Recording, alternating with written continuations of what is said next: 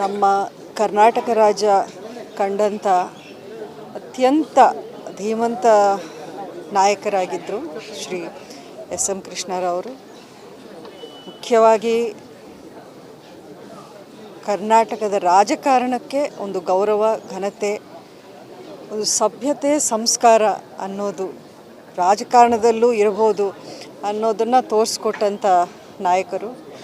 ನಮ್ಮ ಮಂಡ್ಯದ ಮಣ್ಣಿನ ಮಗ, ಮಂಡ್ಯದ ಹೆಮ್ಮೆಯ ಸುಪುತ್ರ. ನಮ್ಮೆಲ್ಲರಿಗೂ ನಿಜಕ್ಕೂ ಅತ್ಯಂತ ದುಃಖಕರವಾದ ವಿಷಯ, ಅವರನ್ನು ಕಳ್ಕೊಂಡಿದ್ದು ಇವತ್ತು.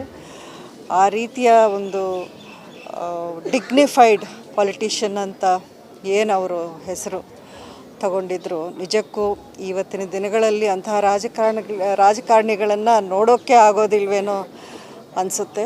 ಅಷ್ಟೇ ಅಲ್ಲ, ಅವರ ಒಂದು ಮುಖ್ಯಮಂತ್ರಿಯಾಗಿದ್ದಂಥ ಅವಧಿಯಲ್ಲಿ ಬೆಂಗಳೂರು ಕರ್ನಾಟಕಕ್ಕೆ ಸಿಲಿಕಾನ್ ವ್ಯಾಲಿ ಅಂತ ಒಂದು ಹೆಸರು ತಂದುಕೊಟ್ಟಿದ್ದೇ ಅವರು. ಇವತ್ತಿನ ನಾವೇನು ಅಭಿವೃದ್ಧಿ, ಡೆವಲಪ್ಮೆಂಟ್ ಅಥವಾ IT, ಸಾಫ್ಟ್ವೇರ್ ಅಲ್ಲಿ ಕರ್ನಾಟಕ ಅಥವಾ ಬೆಂಗಳೂರು ನಂಬರ್ 1 ಆಗಿ ಇಡೀ ಪ್ರಪಂಚದಲ್ಲೇ ಏನು ಹೆಸರು ಗಳಿಸಿದ್ವಿ, ಅದಕ್ಕೆ ಮುಖ್ಯ ಕಾರಣ ಅವರೇ ಆಗಿದ್ದರು. ಭಗವಂತ ಅವ್ರಿಗೆ, ಅವರ ಆತ್ಮಕ್ಕೆ ಶಾಂತಿ ಕೊಡಲಿ, ಅವರ ಕುಟುಂಬಕ್ಕೆ ಈ ಒಂದು ನೋವನ್ನು ಭರಿಸುವಂಥ ಶಕ್ತಿ ಕೊಡಲಿ ಅಂತ ನಾನು ಹಾರೈಸ್ತೀನಿ. ಅಲ್ಲ, ಖಂಡಿತ ನೀವು ಎಲ್ಲವೂ ನೋಡಿದ್ರೆ ನಮ್ಮ ಬೆಂಗಳೂರಲ್ಲಿ ಈ ರೀತಿಯ ಒಂದು ಆಧುನೀಕರಣ ಇರ್ಬೋದು, ಒಂದು ಡೆವಲಪ್ಮೆಂಟ್ ಇರ್ಬೋದು, ಅಥವಾ ಜನಪರ ಏನೇನು ಯೋಜನೆಗಳನ್ನು ಅವರ ಒಂದು ಕಾಳಜಿ ಇಟ್ಟು ಅವರು ಮಾಡಿರೋದಿದೆಯಲ್ಲ, ಅದು ಎಂದೆಂದಿಗೂ ನಾವು ಮರೆಯಬಾರ್ದು. ಅಂಥ ಒಂದು ಕೊಡುಗೆ ಅವ್ರದ್ದು ನಮ್ಮ ಕರ್ನಾಟಕ ರಾಜ್ಯಕ್ಕೆ ಇತ್ತು. ಅಷ್ಟೇ ಅಲ್ಲ, ನಮ್ಮ ಕರ್ನಾಟಕಕ್ಕೆ ಒಂದು ಘನತೆ, ಗೌರವವನ್ನು ತಂದುಕೊಟ್ಟಂಥವರು ಎಸ್ ಎಂ ಕೃಷ್ಣರವರು. ಇವತ್ತಿಗೂ ನಾವೆಲ್ಲರೂ ಹೆಮ್ಮೆಯಿಂದ ನಾವು ಹೇಳ್ಕೊಳ್ಳೋವಂಥ ವಿಷಯ. ಅಷ್ಟೇ, ನಮಗೆ ಪರ್ಸ್ನಲ್ ಆಗಿ ಹೇಳಬೇಕು ಅಂದರೆ ಅಂಬರೀಷ್ ಅವ್ರಿಗೂ ಇದ್ದಂಥ ಒಂದು ಒಡನಾಟ ಏನಿತ್ತು, ಅಂಬರೀಷ್ ಅವರನ್ನು ಮತ್ತೆ ಕಾಂಗ್ರೆಸ್ ಪಾರ್ಟಿಗೆ ಕರೆತಂದು ಅವರಿಬ್ಬರ ಒಂದು ಜೊತೆಯಲ್ಲಿ ಆ ಒಂದು ಒಡನಾಟ ನಾವು ಎಂದೆಂದಿಗೂ ಮರೆಯೋಕ್ಕಾಗೋದಿಲ್ಲ. ನಾನು ಈ ರಾಜಕಾರಣಕ್ಕೆ ಅಂತ ಬಂದಾಗ ಮೊದಲನೇದಾಗಿ ಅವರ ಆಶೀರ್ವಾದವನ್ನು ಪಡೆದು ಅವರ ಮಾರ್ಗದರ್ಶನ ತಗೊಂಡೇ ನಾನು ಪ್ರಾರಂಭ ಮಾಡಿದ್ದು. ಅವೆಲ್ಲವೂ ನಮಗೆ ಈಗ ಒಂದು ಸಿಹಿ ನೆನಪು ಅಷ್ಟೆ. ಅದೆಲ್ಲ ಅಂದರೆ ಎಲ್ಲ ಕಡೆಯೂ ನಿಮಗೆ ಆ ಡೀಟೇಲ್ಸ್ ಎಲ್ಲ ಇದೆ. ಅದನ್ನೆಲ್ಲ ಅಂದರೆ ಇವಾಗ ಮಾತಾಡ್ತಾ ಹೋದರೆ ತುಂಬ ಹೊತ್ತಾಗುತ್ತೆ, ಅಷ್ಟೊಂದು ಇದೆ ಅದರಲ್ಲಿ. ಬಟ್ ಖಂಡಿತ ನಮ್ಮ ರಾಜ್ಯದಲ್ಲಿ ನಾವು ಎಂದೆಂದಿಗೂ ಅಂದರೆ one of the most dignified politician, ಅಂದರೆ ಆ ಒಂದು ಸ್ಟ್ಯಾಂಡರ್ಡ್ನ ಅವರು ಕೊನೆವರೆಗೂ ಎಲ್ಲೂ ಒಂದು ಕಳಂಕ ಇಲ್ಲದೆ, ಒಂದು ಕಾಂಟ್ರವರ್ಸಿನೂ ಇಲ್ಲದೆ ಮೇಂಟೈನ್ ಮಾಡ್ಕೊಂಡು ಬಂದಿದ್ದಾರೆ. ಅಂದರೆ ಅದೇನು ಸಾಧಾರಣವಾದ ವಿಷಯ ಅಲ್ಲ. ನಮ್ಮ ಕರ್ನಾಟಕ ರಾಜ್ಯ ಕಂಡಂಥ ಅತ್ಯಂತ ಧೀಮಂತ ನಾಯಕರಾಗಿದ್ದರು ಶ್ರೀ ಎಸ್ ಎಂ ಕೃಷ್ಣರವರು. ಮುಖ್ಯವಾಗಿ ಕರ್ನಾಟಕದ ರಾಜಕಾರಣಕ್ಕೆ ಒಂದು ಗೌರವ, ಘನತೆ, ಒಂದು ಸಭ್ಯತೆ, ಸಂಸ್ಕಾರ ಅನ್ನೋದು ರಾಜಕಾರಣದಲ್ಲೂ ಇರಬಹುದು ಅನ್ನೋದನ್ನು ತೋರಿಸ್ಕೊಟ್ಟಂಥ ನಾಯಕರು. ನಮ್ಮ ಮಂಡ್ಯದ ಮಣ್ಣಿನ ಮಗ, ಮಂಡ್ಯದ ಹೆಮ್ಮೆಯ ಸುಪುತ್ರ. ನಮ್ಮೆಲ್ಲರಿಗೂ ನಿಜಕ್ಕೂ ಅತ್ಯಂತ ದುಃಖಕರವಾದ ವಿಷಯ, ಅವರನ್ನು ಕಳ್ಕೊಂಡಿದ್ದು ಇವತ್ತು. ಆ ರೀತಿಯ ಒಂದು ಡಿಗ್ನಿಫೈಡ್ ಪೊಲಿಟಿಷಿಯನ್ ಅಂತ ಏನು ಅವರು ಹೆಸರು ತಗೊಂಡಿದ್ರು, ನಿಜಕ್ಕೂ ಇವತ್ತಿನ ದಿನಗಳಲ್ಲಿ ಅಂತಹ ರಾಜಕಾರಣಿಗಳನ್ನು ನೋಡೋಕ್ಕೆ ಆಗೋದಿಲ್ವೇನೋ ಅನಿಸುತ್ತೆ. ಅಷ್ಟೇ ಅಲ್ಲ, ಅವರ ಒಂದು ಮುಖ್ಯಮಂತ್ರಿಯಾಗಿದ್ದಂಥ ಅವಧಿಯಲ್ಲಿ ಬೆಂಗಳೂರು ಕರ್ನಾಟಕಕ್ಕೆ ಸಿಲಿಕಾನ್ ವ್ಯಾಲಿ ಅಂತ ಒಂದು ಹೆಸರು ತಂದುಕೊಟ್ಟಿದ್ದೇ ಅವರು. ಇವತ್ತಿನ ನಾವೇನು ಅಭಿವೃದ್ಧಿ, ಡೆವಲಪ್ಮೆಂಟ್ ಅಥವಾ IT, ಸಾಫ್ಟ್ವೇರ್ ಅಲ್ಲಿ ಕರ್ನಾಟಕ ಅಥವಾ ಬೆಂಗಳೂರು ನಂಬರ್ 1 ಆಗಿ ಇಡೀ ಪ್ರಪಂಚದಲ್ಲೇ ಏನು ಹೆಸರು ಗಳಿಸಿದ್ವಿ, ಅದಕ್ಕೆ ಮುಖ್ಯ ಕಾರಣ ಅವರೇ ಆಗಿದ್ದರು. ಭಗವಂತ ಅವ್ರಿಗೆ, ಅವರ ಆತ್ಮಕ್ಕೆ ಶಾಂತಿ ಕೊಡಲಿ, ಅವರ ಕುಟುಂಬಕ್ಕೆ ಈ ಒಂದು ನೋವನ್ನು ಭರಿಸುವಂಥ ಶಕ್ತಿ ಕೊಡಲಿ ಅಂತ ನಾನು ಹಾರೈಸ್ತೀನಿ. ಅಲ್ಲ ಖಂಡಿತ ನೀವು ಎಲ್ಲವೂ ನೋಡಿದ್ರೆ ನಾವು ಬೆಂಗಳೂರಲ್ಲಿ ಈ ರೀತಿಯ ಒಂದು ಆಧುನೀಕರಣ ಇರ್ಬೋದು, ಒಂದು ಡೆವಲಪ್ಮೆಂಟ್ ಇರ್ಬೋದು, ಅಥವಾ ಜನಪರ ಏನೇನು ಯೋಜನೆಗಳನ್ನು ಅವರ ಒಂದು ಕಾಳಜಿ ಇಟ್ಟು ಅವರು ಮಾಡಿರೋದಿದೆಯಲ್ಲ, ಅದು ಎಂದೆಂದಿಗೂ ನಾವು ಮರೀಬಾರ್ದು. ಅಂಥ ಒಂದು ಕೊಡುಗೆ ಅವ್ರದ್ದು ನಮ್ಮ ಕರ್ನಾಟಕ ರಾಜ್ಯಕ್ಕೆ ಇತ್ತು.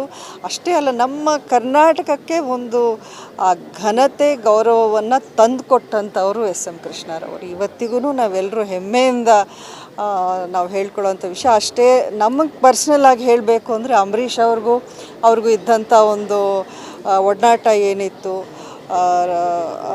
ಅಂಬರೀಷ್ ಅವರನ್ನು ಮತ್ತೆ ಕಾಂಗ್ರೆಸ್ ಪಾರ್ಟಿಗೆ ಕರೆತಂದು ಅವರಿಬ್ಬರ ಒಂದು ಜೊತೆಯಲ್ಲಿ ಆ ಒಂದು ಒಡನಾಟ ನಾವು ಎಂದೆಂದಿಗೂ ಮರೆಯೋಕ್ಕಾಗೋದಿಲ್ಲ. ನಾನು ಈ ರಾಜಕಾರಣಕ್ಕೆ ಅಂತ ಬಂದಾಗ ಮೊದಲನೇದಾಗಿ ಅವರ ಆಶೀರ್ವಾದವನ್ನು ಪಡೆದು ಅವರ ಮಾರ್ಗದರ್ಶನ ತಗೊಂಡೇ ನಾನು ಪ್ರಾರಂಭ ಮಾಡಿದ್ದು. ಅವೆಲ್ಲವೂ ನಮಗೆ ಈಗ ಒಂದು ಸಿಹಿ ನೆನಪು ಅಷ್ಟೆ. ಅದೆಲ್ಲ ಅಂದರೆ ಎಲ್ಲ ಕಡೆಯೂ ನಿಮಗೆ ಆ ಡೀಟೇಲ್ಸ್ ಎಲ್ಲ ಇದೆ. ಅದನ್ನೆಲ್ಲ ಅಂದರೆ ಇವಾಗ ಮಾತಾಡ್ತಾ ಹೋದರೆ ತುಂಬ ಹೊತ್ತಾಗುತ್ತೆ, ಅಷ್ಟೊಂದು ಇದೆ ಅದರಲ್ಲಿ. ಬಟ್ ಖಂಡಿತ ನಮ್ಮ ರಾಜ್ಯದಲ್ಲಿ ನಾವು ಎಂದೆಂದಿಗೂ ಅಂದರೆ one of the most dignified politician, ಅಂದರೆ ಆ ಒಂದು ಸ್ಟ್ಯಾಂಡರ್ಡ್ನ ಅವರು ಕೊನೆಯವರೆಗೂ ಎಲ್ಲೂ ಒಂದು ಕಳಂಕ ಇಲ್ಲದೆ, ಒಂದು ಕಾಂಟ್ರವರ್ಸಿನೂ ಇಲ್ಲದೆ ಮೇಂಟೈನ್ ಮಾಡ್ಕೊಂಡು ಬಂದಿದ್ದಾರೆ. ಅಂದರೆ ಅದೇನು ಸಾಧಾರಣವಾದ ವಿಷಯ ಅಲ್ಲ. ನಮ್ಮ ಕರ್ನಾಟಕ ರಾಜ್ಯ ಕಂಡಂಥ ಅತ್ಯಂತ ಧೀಮಂತ ನಾಯಕರಾಗಿದ್ದರು ಶ್ರೀ ಎಸ್ ಎಂ ಕೃಷ್ಣರವರು. ಮುಖ್ಯವಾಗಿ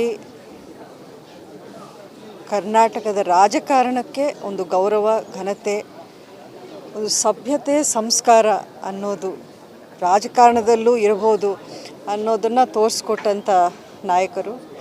ನಮ್ಮ ಮಂಡ್ಯದ ಮಣ್ಣಿನ ಮಗ, ಮಂಡ್ಯದ ಹೆಮ್ಮೆಯ ಸುಪುತ್ರ.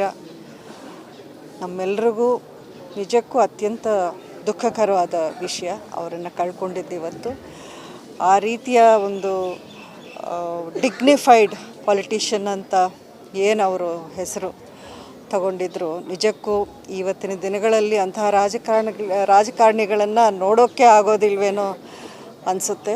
ಅಷ್ಟೇ ಅಲ್ಲ, ಅವರ ಒಂದು ಮುಖ್ಯಮಂತ್ರಿಯಾಗಿದ್ದಂಥ ಅವಧಿಯಲ್ಲಿ ಬೆಂಗಳೂರು ಕರ್ನಾಟಕಕ್ಕೆ ಸಿಲಿಕಾನ್ ವ್ಯಾಲಿ ಅಂತ ಒಂದು ಹೆಸರು ತಂದುಕೊಟ್ಟಿದ್ದೇ ಅವರು. ಇವತ್ತಿನ ನಾವೇನು ಅಭಿವೃದ್ಧಿ, ಡೆವಲಪ್ಮೆಂಟ್ ಅಥವಾ IT, ಸಾಫ್ಟ್ವೇರ್ ಅಲ್ಲಿ ಕರ್ನಾಟಕ ಅಥವಾ ಬೆಂಗಳೂರು ನಂಬರ್ 1 ಆಗಿ ಇಡೀ ಪ್ರಪಂಚದಲ್ಲೇ ಏನು ಹೆಸರು ಗಳಿಸಿದ್ವಿ, ಅದಕ್ಕೆ ಮುಖ್ಯ ಕಾರಣ ಅವರೇ ಆಗಿದ್ದರು.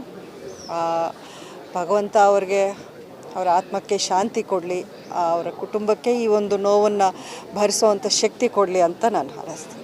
ಅಲ್ಲ ಖಂಡಿತ ನೀವು ಎಲ್ಲವೂ ನೋಡಿದ್ರೆ ನಾವು ಬೆಂಗಳೂರಲ್ಲಿ ಈ ರೀತಿಯ ಒಂದು ಆಧುನೀಕರಣ ಇರ್ಬೋದು, ಒಂದು ಡೆವಲಪ್ಮೆಂಟ್ ಇರ್ಬೋದು, ಅಥವಾ ಜನಪರ ಏನೇನು ಯೋಜನೆಗಳನ್ನು ಅವರ ಒಂದು ಕಾಳಜಿ ಇಟ್ಟು ಅವರು ಮಾಡಿರೋದಿದೆಯಲ್ಲ, ಅದು ಎಂದೆಂದಿಗೂ ನಾವು ಮರೀಬಾರ್ದು. ಅಂಥ ಒಂದು ಕೊಡುಗೆ ಅವ್ರದ್ದು ನಮ್ಮ ಕರ್ನಾಟಕ ರಾಜ್ಯಕ್ಕೆ ಇತ್ತು.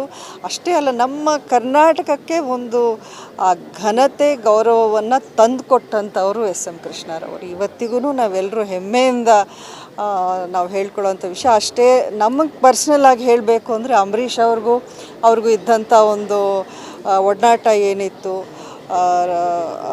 ಅಂಬರೀಷ್ ಅವರನ್ನು ಮತ್ತೆ ಕಾಂಗ್ರೆಸ್ ಪಾರ್ಟಿಗೆ ಕರೆತಂದು ಅವರಿಬ್ಬರ ಒಂದು ಜೊತೆಯಲ್ಲಿ ಆ ಒಂದು ಒಡನಾಟ ನಾವು ಎಂದೆಂದಿಗೂ ಮರೆಯೋಕ್ಕಾಗೋದಿಲ್ಲ.